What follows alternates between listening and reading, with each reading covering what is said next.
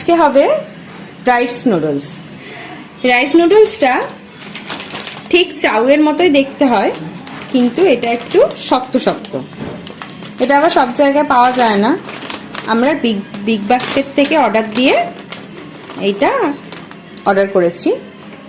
এটা এবারে কিরকম ভাবে করতে হয় সেটা আপনাদের সাথে শেয়ার করব। রাইস নুডলসের জন্য আমার এখানে যা যা দরকার আমি সেগুলো নিয়ে নিয়েছি। এখানে আমার বিনস কুচিয়ে রাখা আছে, পেঁয়াজ কুচিয়ে রাখা আছে, লঙ্কা কুচি, ক্যাপসিকাম, আর ওখানে হচ্ছে গাজর কুচিয়ে রেখে দিয়েছি। তার সাথে দুটো ডিম, এখানে আদা কুচি, সোয়া সস আর চিলি সস নিয়ে নিয়েছি। এবারে আমি গরম জলে এই রাইস নুডলসটা দিয়ে দেব। রাইস নুডলসটা আমার এরকম দেখতে হয়, একটু শক্ত শক্ত হয়, এটা একটু সিমুইয়ের মতো দেখতে হয়, কিন্তু এটা এই ফুটন্ত গরম জলে দিয়ে 3 মিনিট রেখে দেব। দেওয়ার পর তারপর এটা ঢেলে নিয়ে ঠান্ডা জলে আবার ধুয়ে নেব। জলটা আমার টকবক করে ফুটে গেছে। এবারে এই জলের মধ্যে আমি রাইস নুডলসগুলো দিয়ে দেব। গ্যাসটা কিন্তু আমি অফ করে দিয়েছি।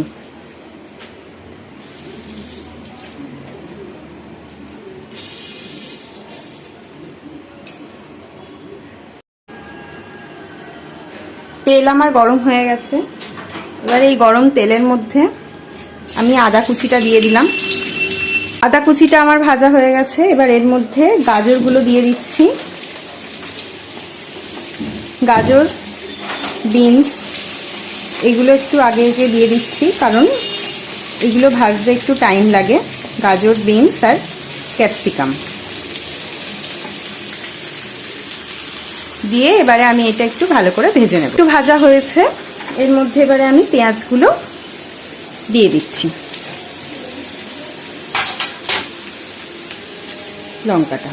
সবজিগুলো আমার সব ভাজা হয়ে গেছে।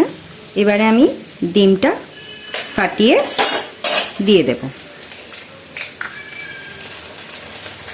দুটো ডিম আমি ফাটিয়ে দিয়ে দিলাম। এরপর এর উপর আমি নুন, হলুদ,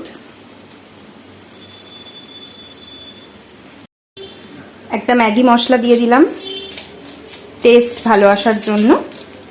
দিয়ে এবার ডিমটা আমি ভালো করে ভেজে নেব। ডিম দিয়ে আমার এটা ভাজা হয়ে গেছে। এখন আমি এর উপর অল্প একটু সোয়া সস দিয়ে দিচ্ছি, বেশি দেব না, অল্প দিলাম।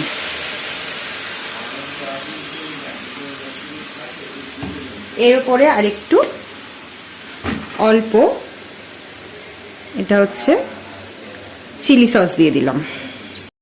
এবারে আমি অল্প অল্প করে রাইস নুডলসটা, হাফ রাইস নুডলসটা আমি দিয়ে দিলাম এর মধ্যে। দিয়ে এবারে এটা ভালো করে আগে মিক্সড করে নেব।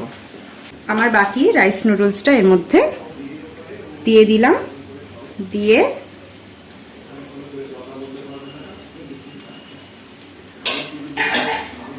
আবার এর ওপর থেকে আমি তেল দিয়ে দিচ্ছি। তেলটা দিলে এটা খুব সুন্দর ঝরঝরেটা হয়। রাইস নুডলস আমার রেডি। আমি এবারে রাইস নুডলসের সাথে মাটন দিয়ে এটা খাওয়া শুরু করে দেব। রাইস নুডলস কেমন হয়েছে রেসিপিটা দেখে সবাই like, share and comment, subscribe করে দেবেন।